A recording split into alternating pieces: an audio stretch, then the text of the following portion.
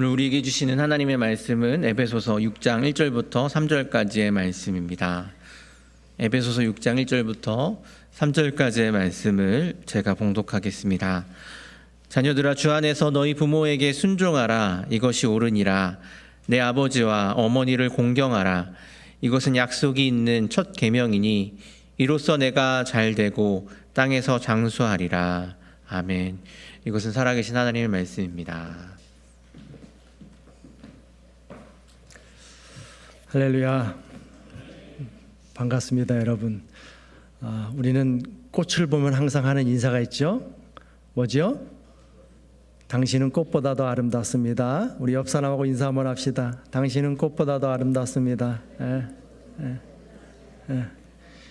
근데 표정들은 말로만 하는 것 같아요. 진짜 여러분들은 꽃보다 아름다우십니다. 아멘. 하나님이 그렇게 만드셨으니까요. 자, 5월은 가정의 달이라고 하는데 오늘은 또 어버이 주일인데 여러분은 어떤 마음으로 삶을 살아가고 계신가요? 며칠 전에 파네라라고 하는 그 찻집인가요? 커피집인가? 하여튼 모르겠는데 거기서 커피를 마시면서 말씀을 준비하고 그러면서 창밖을 이렇게 보니까 바람에 나무들이 흔들리는 거예요. 그 모습을 계속 바라보고 있는데 어느 순간 그 나무가 춤을 추는 거예요. 여러분, 창밖의 나무가 흔들리는 걸까요? 춤을 추는 걸까요?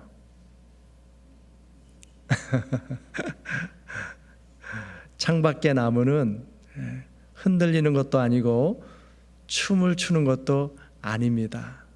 그럼 뭐냐? 내 마음이 그렇다는 거예요.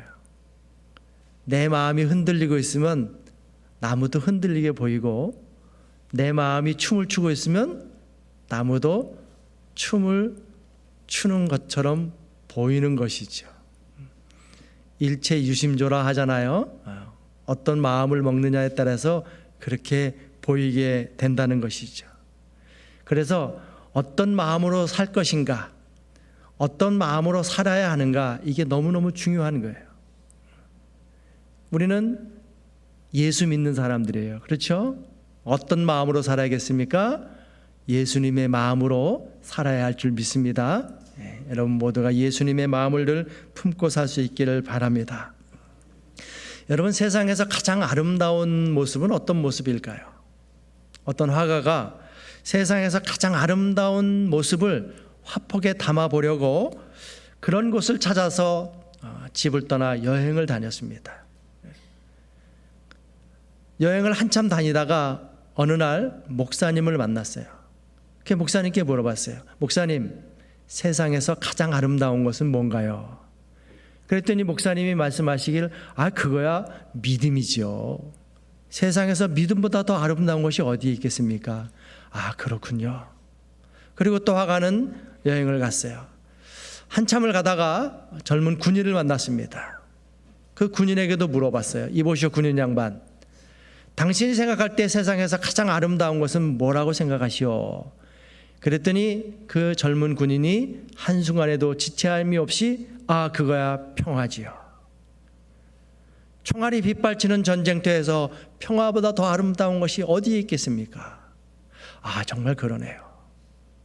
그리고 또 한참을 걷는데 어느 마을 시골 예배당 앞에 젊은 두 부부가 있는 거예요.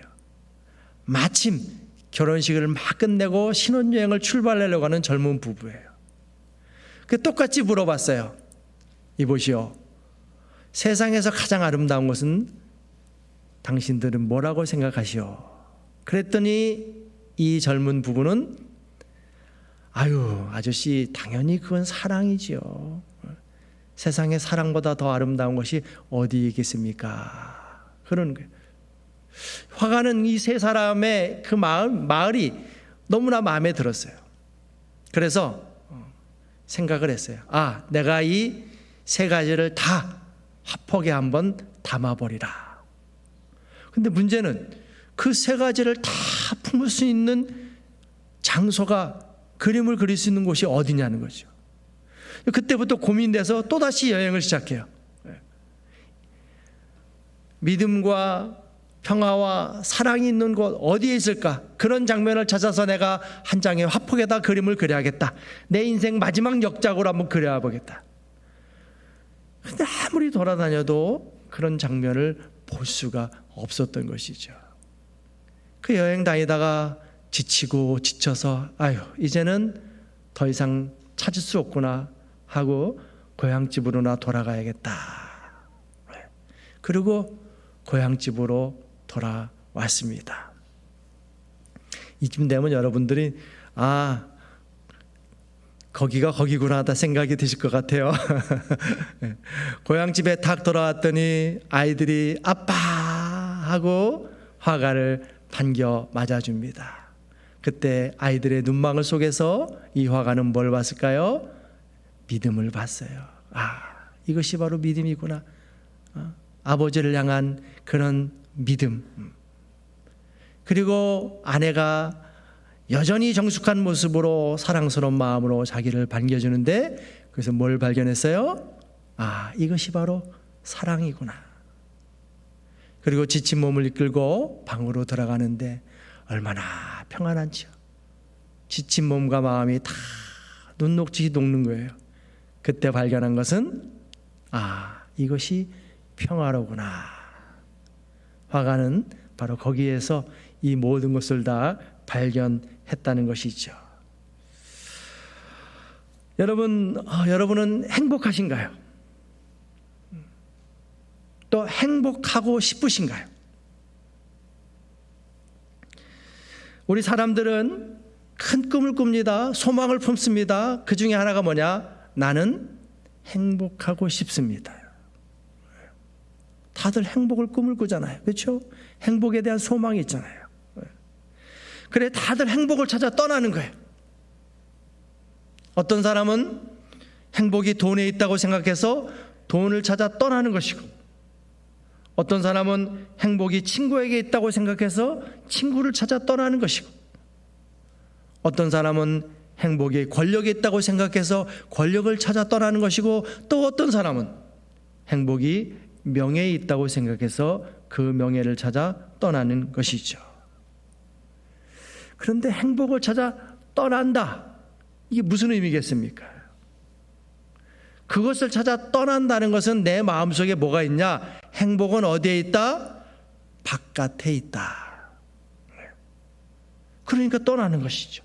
바깥에 있다고 생각하니까. 근데 여러분 행복이 바깥에 있을까요? 행복은 바깥에 있는 것이 아닙니다. 행복은 어디에 있어요? 안에 있어요. 내 안에 있는 거예요. 집 안에 있는 거예요.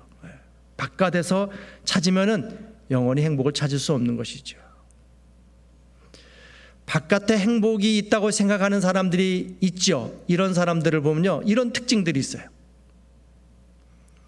항상 탓 속에 살아요. 탓 속에. 내가 이렇게 된 것은 부모님을 잘못 만난 탓이야. 내가 정말 행복하고 싶었는데 내가 이렇게 된 것은 남편을 잘못 만난 탓이야. 내가 이렇게 된 것은 친구를 잘못 만난 탓이야. 항상 탓 속 바깥에 원인을 두고 있는 거예요. 그리고 이런 사람들은요, 삶에 항상 어떤 말이 많냐? 껄이 많아요. 껄. 뭐가 많아요? 껄. 그래서 껄껄껄하고 살아요. 껄껄껄. 그때 그럴 걸. 그때 그 길을 가지 말 걸. 그때 이 왼수를 만나지 말 걸. 항상 껄껄 속에 사는 거예요. 다 바깥에 원인이 있어요. 여러분, 내가 행복하지 않은 것은 그 누구의 책임도 아닙니다. 행복은 바깥 다른 사람에 의해서 만들어지는 것이 아니라 내가 만드는 것, 가는 것이죠. 바닷속에서 아기 물고기가 할아버지 물고기를 찾아갔대요. 찾아가서 아기 물고기가 할아버지 물고기한테 물어보는 거예요. 할아버지, 저는요 물을 찾고 싶어요. 뭘 찾아요? 물을 찾고 싶어요. 도대체 할아버지, 물은 어디에 있어요? 왜 할아버지가 뭐라고 했겠어요?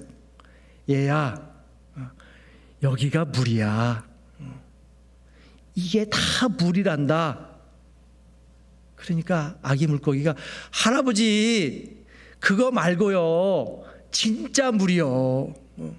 저는 진짜 물을 찾고 싶어요. 할아버지, 제발 좀 진짜 물을 알려주세요.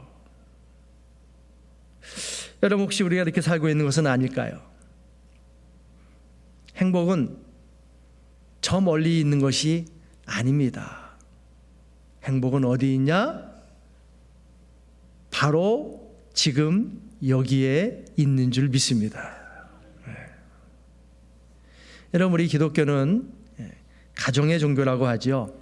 하나님이 가정을 만드시고 하나님이 가정을 너무너무 소중히 여기십니다. 하나님이 천지를 창조하시고서 그 모든 것을 인간에게 맡기셨죠. 그래서 아담을 만드셨어요. 근데 하나님이 아담을 보시고서 보시기에 심히 좋았다가 아니라 보시기에 좋지 않았다는 거예요. 여러분, 하나님이 세상을 만드시고 어떠셨어요? 보시기에 좋았다. 또 보시기에 심히 좋았다고 하셨는데 보기에 좋지 않았다는 거예요. 뭘 보시고?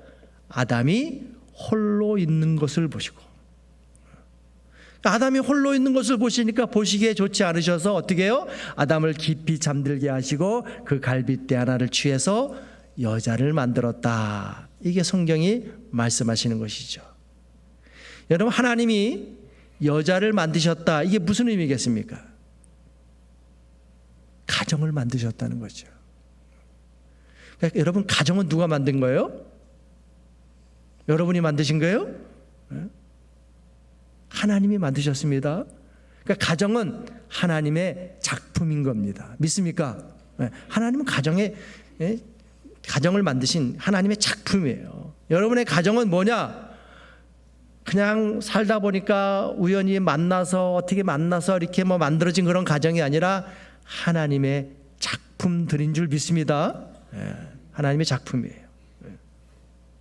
그래서 가정은 모든 행복의 근원이고 중심이고 또 중심이 되어야 합니다. 그래서 만약 내가 행복해지고 싶다, 어디를 가냐? 그 행복을 찾아 밖으로 떠나는 것이 아니라 가정으로 들어가야 되는 거예요. 안으로 들어가야 되는 거예요. 여러분, 가정은요, 비록 벌거벗었지만 부끄러움이 없는 것입니다. 그렇죠? 아담과 하와가 벌거벗었지만 부끄러워하지 않았어요. 그게 가정인 거예요. 모든 허물과 부족함을 감싸주고 이해해주고 공감해주는 것이 바로 가정이잖아요. 그래서 이 땅에 어떤 포악한 사람이라 할지라도 자기 가정에 들어가면 유순한 양과 같이 변하는 겁니다. 물론 그렇지 못한 가정들도 있습니다. 요즘 가정들을 보면은 서로의 허물과 부족함을 감싸주고 이해해주고 공감해주는 것이 아니라 도리어 어떻게 합니까? 허물을 들춰내고 상처를 후벼 파고 아픔을 주는 그런 가정들이 안타깝지만 참 우리 주변에 많이 있어요. 그래서 더더욱 우리 믿음의 사람들이 말씀을 근거로 한 믿음의 가정을 잘 만들어 가야 합니다. 여러분, 우리는 세상의 빛과 소금이잖아요. 그렇죠? 우리 가정도 똑같아요. 우리 가정은 뭐냐? 세상 모든 가정의 빛과 소금인 거예요. 내 가정이 이 세상 모든 가정의 빛과 소금인 거예요. 내 가정을 통해서 이 믿음의 가정이 든든히 세워질 때 우리가 빛의 역할을 하고 소금의 역할을 하기 때문에 우리를 통해서 믿지 않는 우리 주변의 가정들이 살아나게 되고 생명을 얻게 되고 구원을 얻게 되는 줄 믿습니다. 우리 가정이 이렇게 중요한 겁니다. 옛날 우리나라에는 유학자들이 많았죠. 유학자들은 효가 가정 윤리의 가장 기본이라고 생각을 했어요. 그래서 초창기 기독교가 복음을 전할 때 이 일로 인해서 많이 배척당하고 또 비판당하고 거부당하고 심지어 많은 분들이 이 일로 인해서 순교를 당하기도 했죠. 왜냐하면 이들이 생각할 때 서양의 종교인 야소교회는 인간의 근본인 효가 없다는 거예요. 그러니까 가정이 무시된다는 거죠. 그들이 생각할 때.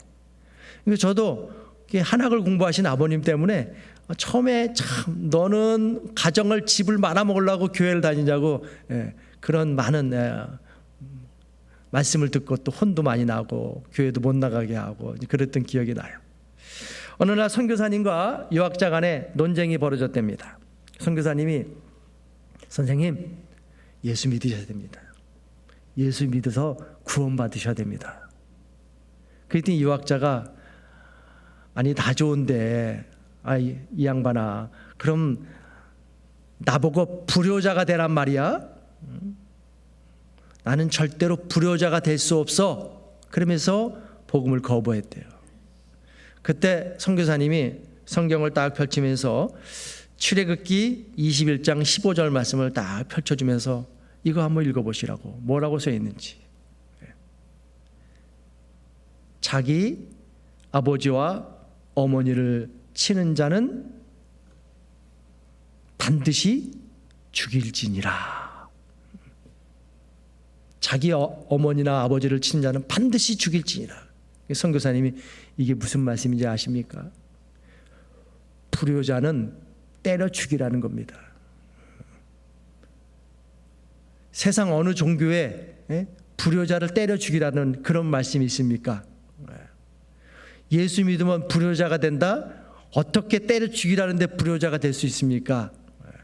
그랬더니 그 유학자가 잘못을 인정하고 복음을 받아들였다는 초기 한국 기독교 역사의 한 페이지입니다. 여러분, 오늘 성경은 부모님을 향한 자녀들의 마음에 대해서 말씀하고 있어요. 오늘 아침에 여러분들이 들어오는 모습, 꽃을 다는 모습을 보고서 이건 설교를 바꿔야 되나 그런 생각을 했어요.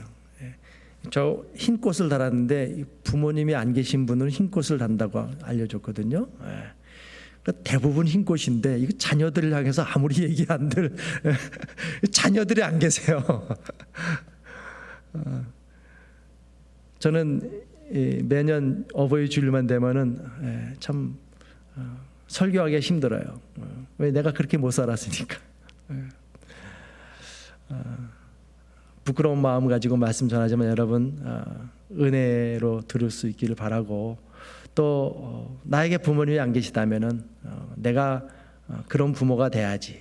또 교회 안에서 어른들을 향해서 내가 이렇게 해야지 하는 마음들을 가질 수 있기를 바랍니다. 오늘 성경은요 자녀들에게 부모님을 향해서 가져야 할 마음을 요구하십니다. 어떤 마음이냐? 딱 두 가지예요. 하나는 순종이고 하나는 공경. 공경과 순종이에요. 근데 공경과 순종은 동시적인 거죠. 내가 그분께 왜 순종해요? 그분을 공경하니까 순종하는 것이죠. 우리 순종해야 되는데 여러분 순종에는요 여러 가지 순종이 있어요. 어떤 순종이 있냐? 노예적인 순종이 있어요. 어떤 권위에 눌려서 어쩔 수 없이 하는 순종이에요. 제가 어릴 때 저희 아버님께 참 이런 얘기를 많이 들었어요. 저희 아버님이 어릴 때 일제시대 때 살아가시는데 동네에서 쌀밥을 드셨대요. 그랬더니 지나가던 일본 수사가 그걸 보고서 아버지 뺨을 막 때리더래요. 쌀밥 먹는다고. 그리고 일제강점기 때 억울하게 당했던 이런저런 이야기들을 아니 그 오랜 세월이 지났는데도 불구하고 틈만 나면 말씀해 주셨어요. 얼마나 그 서름이 가득했으면 그러셨을까. 어떤 권위 때문에 아무 저항도 못하면서 맞았던, 억울함 당했던 그런 일들. 이런 권위적인 모습들은 뭐 우리가 독립한 이후에도 우리 역사 속에 많이 있었죠. 여러분, 예전에 어디 가서 줄 서면요, 줄 똑바로 서라고 지도하던 사람들이 있었어요. 여러분 기억하실지 모르지만은 서울역 같은 데 가면요, 명절 때 특별히 가면은 사람들이 엄청 많으니까 그거 지도하는 사람 있잖아요. 서 있으면 막 시끄러우니까 긴 막대기 들고서 흔들어. 뭐 하라고? 앉으라고. 이런 거 혹시 기억나시는 분 계십니까? 긴 막대기 들고 앉으라고 그랬어요. 다 이렇게 막. 그러면 그 막대기에 누가 서 있다가 막 뒤통수 맞고 뭐 몸에 맞고 막 그러잖아요. 그런데도요, 요즘 같으면은 고소 고발 들어갈 텐데 그냥 맞으면서도 그냥 가서 앉아요. 아무 말도 없이.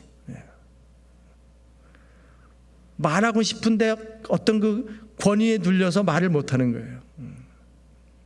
그냥 순종하는 거예요. 여러분, 한국 남자들이 술을 참 좋아한다고 하잖아요. 왜 이렇게 좋아하냐? 여러분, 거기에서요, 그렇게 맞고 그런 사람들이 누구냐? 시골 가려고 집안의 대표 가장이 아버지가 가서 표사라 간 거예요. 가장들인데 밖에서 이런 일을 당하는 거예요. 말하고 싶은데 말을 못해요. 그러니까 뭐 하면서? 술 먹고 술에 취해서 한풀이하고 억울함을 얘기하고, 그 술을 한국의 남자들이 좋아한다는 그런 심리학자들이 이렇게 얘기를 하더라고요. 일리 있는 말 같아요. 어떤 권위에 눌려서 순종할 수밖에 없어요.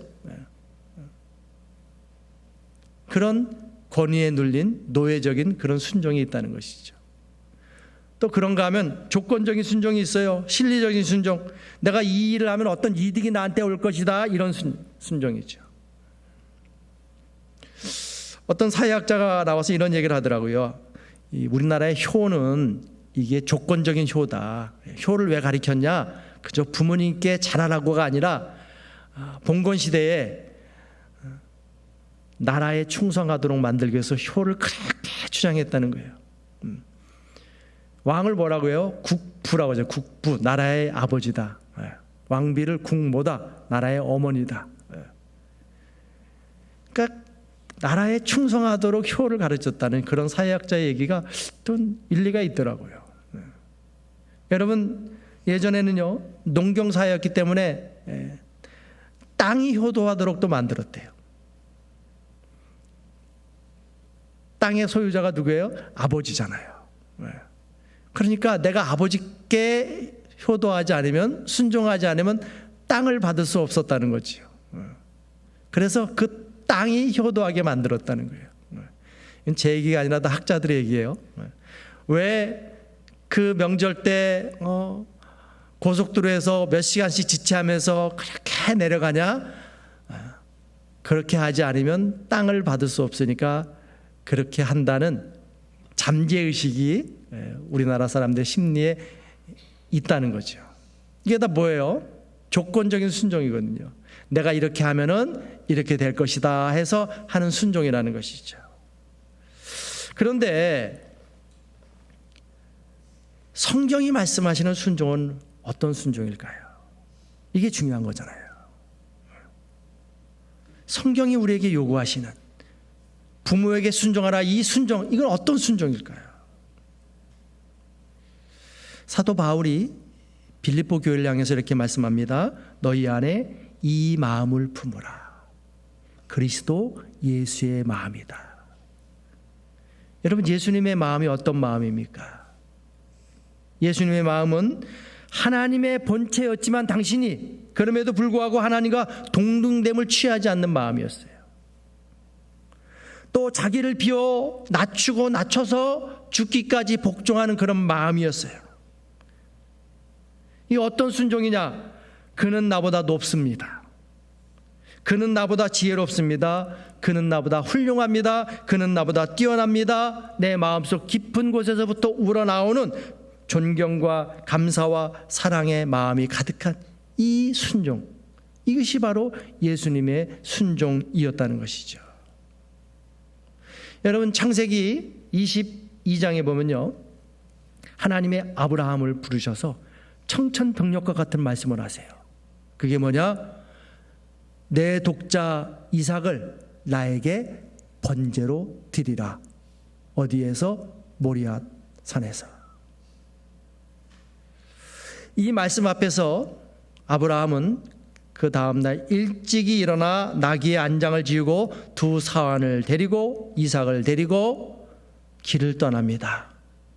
짐을 하나 싣고 아들을 번제로 태울 나무를 쪼개어 가지고 갑니다. 이 장면을 보면 재미있는 흥미로운 장면이 하나 있어요. 뭐 다 가정과 연결된 그런 말씀인데, 아브라함이 이삭을 데리고 가는데 아무 말 없이 그냥 갑니다. 평소에는 아내한테 다 얘기하거든요. 여보, 내가 어디 다녀올게. 아니면 여보, 당신도 같이 갑시다. 항상 사라를 데리고 다녔잖아요. 근데 이번에는요, 아무 말 없이 그냥 가요. 왠 줄 아십니까? 이 아버지는 자식과의 관계를 끊을 수 있답니다. 근데 엄마는 절대 못 끊는데요. 그래서 엄마한테 얘기하면 안 된대요. 아내한테. 그래서 아무나 하지 않고 이삭을 데리고 가는 거예요. 자, 이삭을 데리고 가는데 아들이 아버지께 물어봐요. 아버지, 불과 나무는 있는데 번제할 어린 양은 어디에 있습니까? 이 질문 앞에서 아브라함의 마음이 어땠을까? 다 때려치고 싶지 않았겠습니까?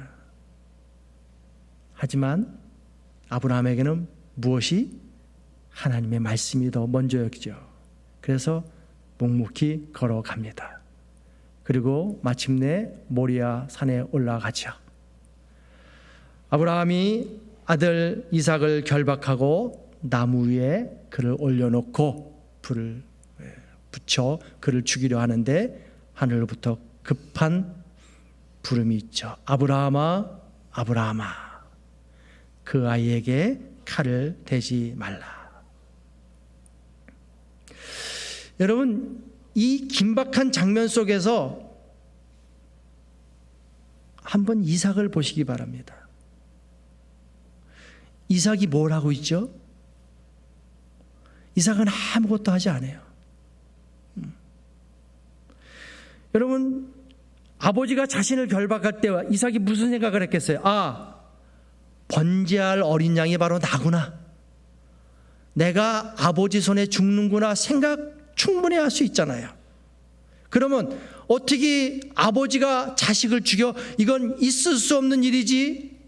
저항하고 거부하고 심지어 도망갈 수도 있었지만 이삭은 아무것도 하지 않아요. 왜냐?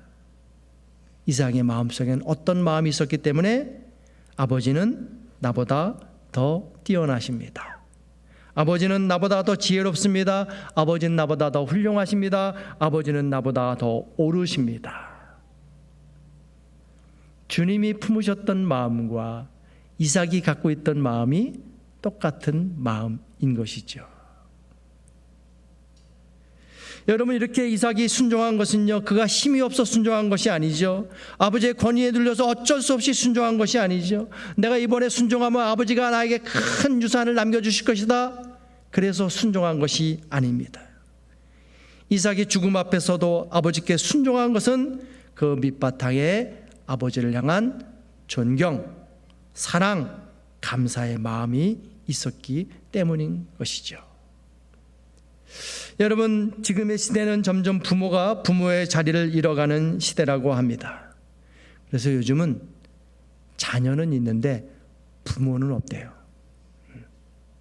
자녀는 있는데 부모가 없는 시대랍니다.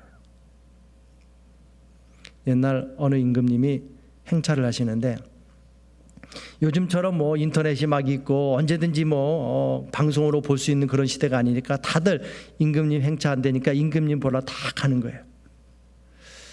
어느 시골 마을에 이 소식을 들은 산골 할머니가 아들한테 그러는 거예요. 얘야, 나도 죽기 전에 한번 임금님 얼굴이라도 한번 보고 싶은데 그러면 죽어도 한이 없겠다. 그러니까 이 아들이 효자예요.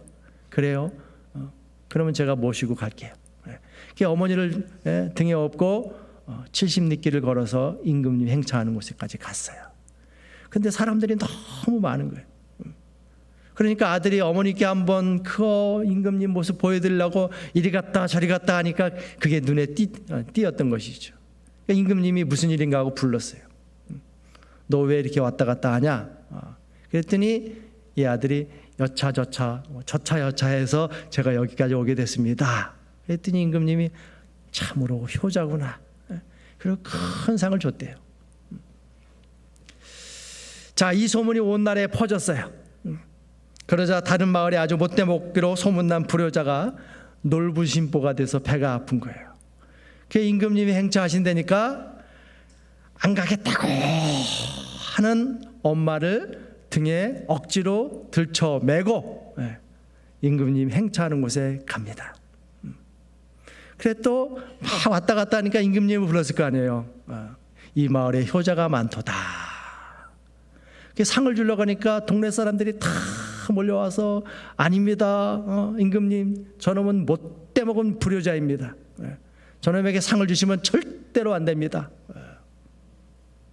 그랬더니 임금님이 그 모습을 보면서 껄껄껄 웃으시더래요.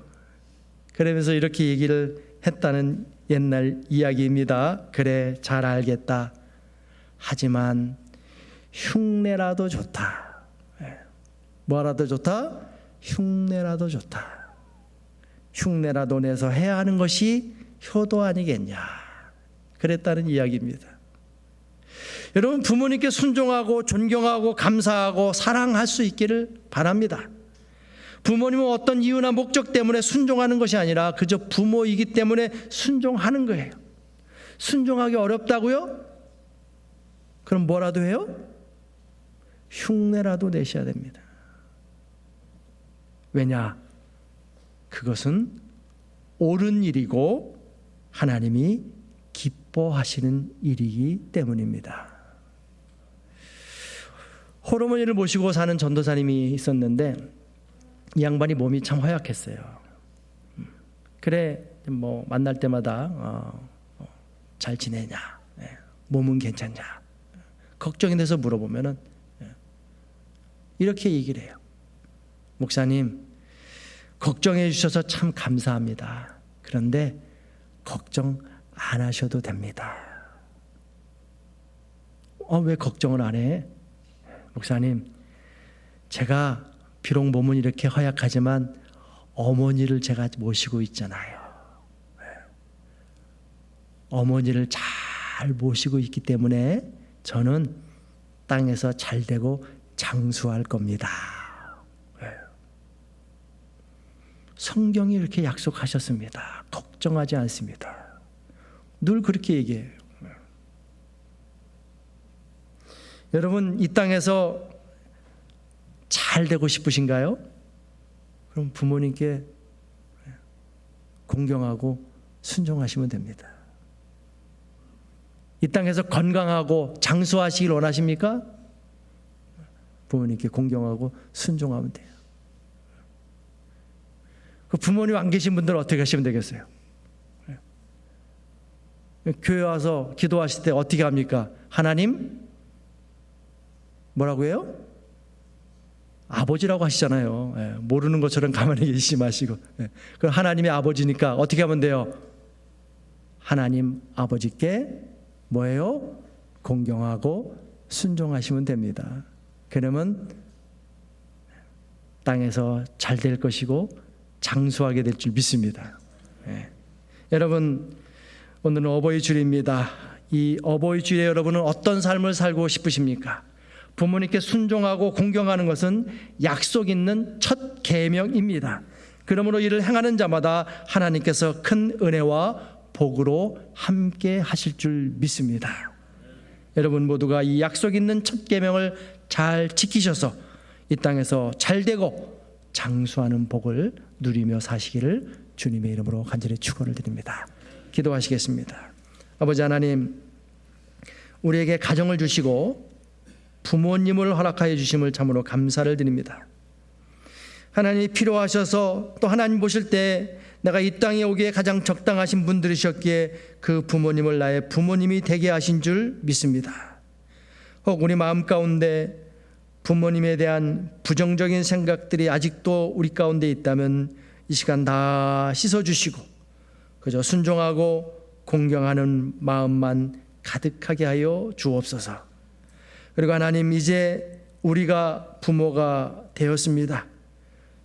바라옵기는 더 믿음 가운데 살게 하시고 더 신실하게 살게 하시고 더 사랑하게 살게 하셔서 자녀들이 진심으로 순종하고 공경하는 부모가 되게 하여 주옵소서. 우리에게 가정을 주시고 그 가정을 지켜주시고 언제나 동행하여 주시는 예수님의 이름으로 기도하옵나이다. 아멘.